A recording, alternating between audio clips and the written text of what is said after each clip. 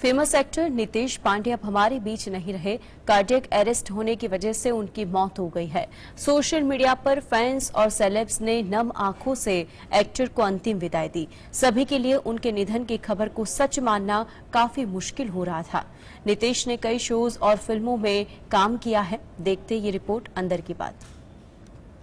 TV industry से एक और शॉकिंग न्यूज आई है। बुधवार सुबह ही एक्ट्रेस वैभवी उपाध्याय की मौत की खबर ने सबको हैरान कर दिया था। अब एक और दिग्गज एक्टर अलविदा कह गए हैं। फेमस एक्टर नितेश पांडे अब हमारे बीच नहीं रहे। कार्डियक अरेस्ट आने की वजह से उनकी मौत हो गई है। एक्टर ने कई हिंदी फिल्मों में और टीवी शोज में काम किया था। फिल्म ओम शांति ओम में उन्होंने शाहरुख खान के असिस्टेंट का रोल निभाया था। वे फिल्म बधाई दो, रंगून, हंटर, दबंग 2, बाजी, मेरे यार की शादी है, मदारी जैसे फिल्मों में दिखे थे। टीवी शोज की बात करें तो उन्होंने साया, अस्तित्व, एक प्रेम कहानी, हम लड़कियां, इंडिया वाली माँ, हीरो गायब, मॉडर्न में अपने उम्दा काम से सभी का दिल जीता था। पॉपुलर शो अनुपमा में उन्होंने धीरज कपूर का रोल प्ले किया था। शो में उन्होंने अनुज का दोस्त बनकर एंट्री ली थी। सीरियल में अभी भी उनका ट्रैक चल रहा था, लेकिन देखिए, किसे पता था ये उनका आखिरी शो कहलाएगा। अनुपमा शो की टीम नितेश पांडे के निधन की न्यूज सुनने के बाद सदमे में आ गई है। Bureau report, GSTV। Popular serial Sarabhai versus Sarabhai fame actress Vaibhavi Upadhyay अब नहीं रही। एक्ट्रेस की एक सड़क हादसे में मौत हो गई है। एक्ट्रेस के निधन की खबर सामने आते ही टीवी इंडस्ट्री में शोक की लहर है। टीवी इंडस्ट्री से एक बहुत ही शॉकिंग और दुखद खबर सामने आई है। Popular serial Sarabhai versus Sarabhai fame actress Vaibhavi Upadhyay अब नहीं रही। एक्ट्रेस की एक सड़क हादसे में मौत हो गई है। सेलेब्स समेत फैंस को वैभवी उपाध्याय के अचानक निधन की खबर ने झकझोर कर रख दिया है। जानकारी के मुताबिक एक्ट्रेस का एक्सीडेंट परसों यानी कि सोमवार को कुल्लू के बंजार में हुआ था। सड़क हादसे में एक्ट्रेस की मौत हो गई। बताया जा रहा है कि वैभवी उपाध्याय अपने मंगेतर संग कार में ट्रैवल कर रही थी। वो तीर्थन घाटी में घूमने के लिए जा रही थी, लेकिन एक टर्न पर गाड़ी ने कंट्रोल खो दिया और एक्ट्रेस का एक्सीडेंट हो गया। एक्ट्रेस की गाड़ी खाई में जा गिरी। एक्सीडेंट के समय वैभवी के मंगेतर जय सुरेश गांधी भी मौजूद थे। उन्हें हल्की चोटें आई है, जिसका इलाज बंजार अस्पताल में किया गया। बंजार के पास सिधवा में उनकी गाड़ी अनियंत्रित हो गई और वह सड़क से नीचे करीब 50 फुट नीचे गिर गई। Bureau report, GSTV। संसद भवन के उद्घाटन को लेकर कांग्रेस समेत तमाम विपक्षी दलों ने मोर्चा खोल दिया है। उसमें इस कार्यक्रम का संयुक्त रूप से बहिष्कार कर दिया है। वहीं उन्होंने उद्घाटन की तारीख पर भी सवाल खड़े किए। उनका कहना है कि इस दिन सावरकर की जयंती है। आइए सिलसिलावार तरीके से समझते हैं कि कैसे यह समारोह राजनीति का मुद्दा बन गया। स्पेशल रिपोर्ट अंदर की बात में। देश के नए संसद भवन का 28 मई को उद्घाटन होगा। प्रधानमंत्री नरेंद्र मोदी इस भवन का उद्घाटन करेंगे, लेकिन अब इस खूबसूरत बिल्डिंग को लेकर देश में सियासत छिड़ गई है। विपक्षी दलों ने उद्घाटन समारोह के बहिष्कार का ऐलान कर दिया है। आइए सिलसिलेवार तरीके से समझते हैं कि कैसे यह समारोह राजनीति का मुद्दा बन गया। संसद की नई बिल्डिंग से जुड़ा हालिया विवाद के ट्वीट के बाद शुरू हुआ, जिसमें कहा गया कि इस बिल्डिंग का उद्घाटन पीएम नहीं बल्कि राष्ट्रपति द्रौपदी मुर्मू को करना चाहिए। यह ट्वीट कांग्रेस नेता राहुल गांधी ने 21 मई को किया था। विपक्षी दलों ने संसद के उद्घाटन समारोह के बहिष्कार का ऐलान कर दिया है। जानकारी के मुताबिक आरजेडी और जेडीयू उद्घाटन समारोह का बहिष्कार करेंगे। वहीं टीएमसी, आप, भाजपा और सीपीआई-एम ने आधिकारिक रूप से ऐलान कर दिया है कि वह बाइकॉट करेंगे।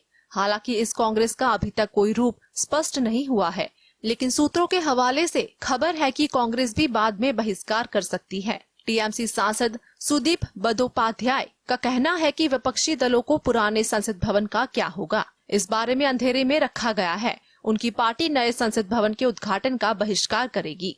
Bureau report. कर्नाटक के बाद मध्य प्रदेश, राजस्थान और छत्तीसगढ़ सहित 5 राज्यों के चुनाव की सियासी बिसात बिछाई जाने लगी है। इनमें से ज्यादातर राज्यों में बीजेपी और कांग्रेस के बीच सीधा मुकाबला है। ऐसे में हिमाचल और कर्नाटक की हार से बीजेपी ने क्या सबक लिया और अपनी रणनीति में किस तरह का बदलाव किया, आइए देखते हैं। कर्नाटक विधानसभा चुनाव के तुरंत बाद ही अगले मिशन की तैयारियों में सियासी दल जुट गए हैं। मध्य प्रदेश, राजस्थान, छत्तीसगढ़, तेलंगाना और मिजोरम में अगले कुछ महीनों में चुनाव होने हैं। इनमें से ज्यादातर राज्यों में बीजेपी और कांग्रेस के बीच सीधा मुकाबला है। कर्नाटक के नतीजे से कांग्रेस आगामी राज्यों के चुनाव के लिए अधिक आशान्वित है, तो बीजेपी ने अपनी हार से क्या सबक लिया और अपने राजनीतिक एजेंडे में किस तरह के बदलाव किए हैं। कर्नाटक में हार के बावजूद बीजेपी हिंदुत्व, विकास और मोदी फैक्टर के भरोसे चुनावी रथ पर सवार है।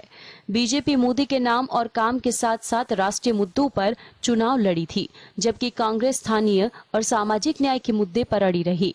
वहीं बीजेपी को 5 राज्यों में स्थानीय नेतृत्व को लेकर रुख अभी तक साफ नहीं आया। राजस्थान और छत्तीसगढ़ कांग्रेस द्वारा शासित 2 राज्य है, जहां कांग्रेस के पास अशोक गहलोत और भूपेश बघेल के रूप में मजबूत स्थानीय नेतृत्व है। हालांकि कांग्रेस के दोनों ही जगह गुटबाजी का सामना करना पड़ रहा है। छत्तीसगढ़ में बीजेपी के सामने स्थानीय नेतृत्व तलाश करना एक बड़ा मुद्दा है। मध्य प्रदेश में कांग्रेस में कमलनाथ के चेहरे को लेकर कोई दुविधा नहीं है, तो बीजेपी में शिवराज सिंह चौहान के कद का कोई दूसरा नेता नहीं है। Bureau report, GSTV। कोलकाता में दिल्ली के सीएम केजरीवाल ने ममता बनर्जी के साथ मुलाकात की। उनके साथ पंजाब की सीएम भगवंत मान, आप सांसद संजय सिंह और आप सांसद राघव चड्ढा भी मौजूद थे। पश्चिम बंगाल की सीएम ममता बनर्जी से मुलाकात के बाद दिल्ली के मुख्यमंत्री अरविंद केजरीवाल ने बीजेपी पर क्या साधा निशाना, आइए देखते इस रिपोर्ट में। बंगाल के मुख्यमंत्री ममता बनर्जी से मुलाकात के दौरान सीएम केजरीवाल के साथ पंजाब के सीएम भगवंत मान, आप सांसद संजय सिंह, आप सांसद राघव चड्ढा और दिल्ली की मंत्री आतिशी मौजूद थी। पश्चिम बंगाल की सीएम ममता बनर्जी से मुलाकात के बाद दिल्ली के मुख्यमंत्री अरविंद केजरीवाल ने बीजेपी पर निशाना साधते हुए कहा कि उन्होंने लोकतंत्र का मजाक बना दिया है। सीएम ने आरोप लगाया कि जहां पर बीजेपी की सरकार नहीं बनती, वहां विधायक खरीदकर सरकार बना लेते हैं। जहां बीजेपी की सरकार नहीं बनती, वहां पर ईडी को भेजकर विधायकों को डराते हैं। जहां बीजेपी की सरकार नहीं बनती, वहां पर गवर्नर के जरिए कानून का गलत इस्तेमाल करके गैर बीजेपी सरकार को काम ही नहीं करने देते हैं। हमने पंजाब, तमिलनाडु और पश्चिम बंगाल, तेलंगाना में इसका उदाहरण देखा है। अब उन्होंने दिल्ली में जो किया है वो तो जनतंत्र के बिल्कुल खिलाफ है। इससे पहले सीएम केजरीवाल ने एक ट्वीट में कहा, आज से देश भर में निकल रहा हूँ दिल्ली के लोगों के हक के लिए। केंद्र सरकार ने अध्यादेश लाकर वो सारे हक वापस छीन लिए। जब ये कानून राज्यसभा में आएगा तो इसे किसी हालत में पास नहीं होने देना। सभी राजनीतिक दलों के अध्यक्षों से मिलकर उनका साथ मांगूंगा। Bureau report, GSTV। से निर्यात होने वाली खांसी की सभी दवाओं को अब सरकार से प्रमाण पत्र लेना होगा। गाम्बिया और उज्बेकिस्तान में बच्चों की मौत का संबंध भारत निर्मित खांसी की दवा से होने के बाद सरकार ने नियम कड़े कर दिए हैं। क्या घरेलू बाजार में भी देखने को मिलेगा इसका असर? क्या कंपनियों को लेना होगा विशेष प्रमाण पत्र? देखते इस रिपोर्ट में अंदर की बात। भारत सरकार ने आदेश जारी किया है कि निर्यात होने वाले खांसी की दवा को एक प्रमाण पत्र लेना होगा। यह प्रमाण पत्र कड़े परीक्षणों के बाद जारी किया जाएगा और यह जांच एक सरकारी प्रयोगशाला में की जाएगी। व्यापार मंत्रालय ने मंगलवार को यह निर्देश जारी किया है, जिस पर अमल 1 जून से होगा। भारत में दवा निर्माण का 41 अरब डॉलर का उद्योग है और वह दुनिया के सबसे बड़े दवा निर्माताओं में से है। लेकिन पिछले कुछ महीनों से भारत का दवा उद्योग अंतर्राष्ट्रीय स्तर पर विवादों से जूझ रहा है, क्योंकि गाम्बिया, उज्बेकिस्तान और अमेरिका में भारत में बनी दवाओं के कारण लोगों की जान जाने की खबरें आई थी। विभिन्न देशों में भारत में बने कफ सिरप पर विवाद होने के बाद भारतीय अधिकारियों ने भी उनकी जांच की थी। गाम्बिया में मेडन फार्मास्यूटिकल नाम की कंपनी की बनाई कफ सिरप का संबंध बच्चों की मौतों से बताया गया, लेकिन भारतीय अधिकारियों की जांच में उसमें कोई जहरीला तत्व नहीं पाया गया। लेकिन उज्बेकिस्तान में जिस कफ सिरप से बच्चों की मौत का संबंध बताया गया, उसमें जहरीले तत्व होने की पुष्टि की गई। Bureau report,